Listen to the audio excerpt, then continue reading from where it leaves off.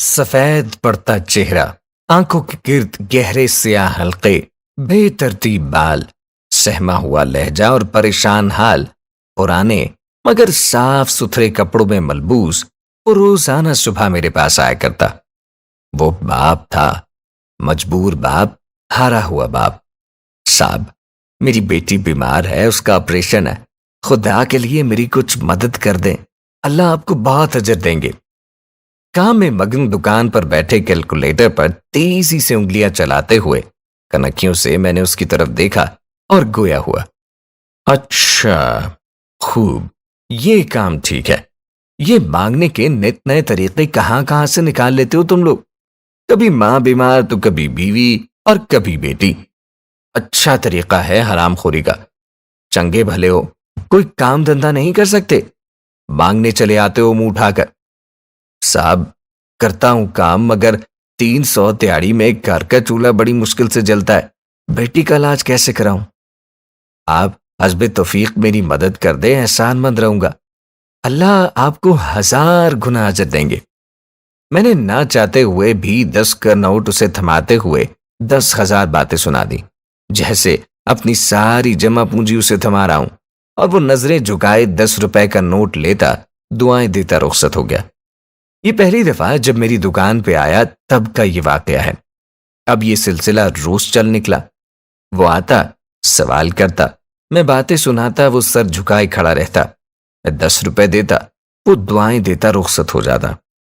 ایک دن ایسا ہوا کہ صبح مسجد سے واپسی پر میرے والد صاحب نے مجھے 500 دیے کہ کسی ضرورت مند کو دے دینا، اور وہ اکثر ایسا کرتے رہتے ہیں، اسی لیے پیسے میں نے جیب میں رکھے اور دکان کی راہ لی۔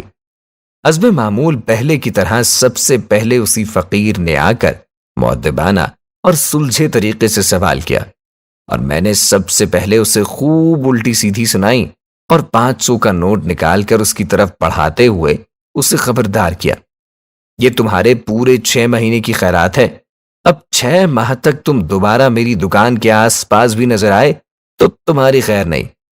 اور وہ روزانہ کی طرح سر جھکائے دعائیں دیتا نظروں سے اوجھل ہو گیا۔ تقریباً 2 ہفتے تک تو وہ دوبارہ نظر نہ آیا۔ پھر ایک دن میں اپنے اسسٹنٹ کے ساتھ باتوں میں مصروف تھا کہ وہ فقیر نمودار ہوا۔ اسے دیکھ کر جھٹ سے میرا پارا 7ویں آسمان کو چھونے لگا۔ حرام خور، تم پھر آ گئے؟ اثر نہیں ہوا تھا؟ کیا کہا تھا میں نے؟ ذرا سکون نہیں، بہت ڈھیٹ آدمی ہو۔ اس نے میری طرف خاموشی سے دیکھا اور بند مٹھی میرے سامنے کاؤنٹر پر رکھ کر کھول دی۔ اس میں کچھ پیسے تھے۔ خود کو سنبھالتے ہوئے میں نے حیرانی سے اس کی طرف دیکھا اور پوچھا، یہ کیا ہے؟ صاحب، آپ نے جو پیسے دیے تھے ان میں سے کچھ بچ گئے تھے، وہ واپس کرنے آیا ہوں، کیونکہ میری بیٹی کا پچھلے ہفتے انتقال ہو گیا ہے اور مجھے اب ان پیسوں کی ضرورت نہیں ہے، آپ رکھ لیں صاحب، میں مجبور تھا، فقیر نہیں۔ اور آپ لوگوں کی بہت مہربانی جو میرے مشکل وقت میں مجھ بے بس اور لاچار کے کام آئے، اللہ آپ کو کبھی کسی شے کی توڑ نہ دے۔ صاحب، اللہ خوش اور آباد رکھے۔ آنکھوں میں جاری آنسوؤں اور کانپتی آواز کے ساتھ وہ میرا شکریہ ادا کر رہا تھا، اور میں اس کی کھلی مٹھی کو بت بنا اپنی کرسی پہ بیٹھا مارے شرم اور ندامت کے زمین کے پھٹ جانے اور دفن ہو جانے کا انتظار کر رہا تھا۔ وہ شکریہ ادا کرنے کے بعد رکا نہیں تھا، آج بھی ڈھیروں دعائیں دیتا رخصت ہوا تھا، مگر مجھے اپنے حلق میں درد کا ایک گولا اٹکا ہوا محسوس ہو رہا تھا، جس کو نگلنے میں نہ جانے کتنا وقت درکار ہوگا۔ انسانی فطرت بھی کمال کی ہوتی ہے، غریب کو اس کی غریبی کا احساس دلانے اور اپنی برتری ظاہر کرنے کے لیے اپنی نیکی کو گناہ کبیرہ میں بدل کر سکون کے طلبگار رہتے ہیں۔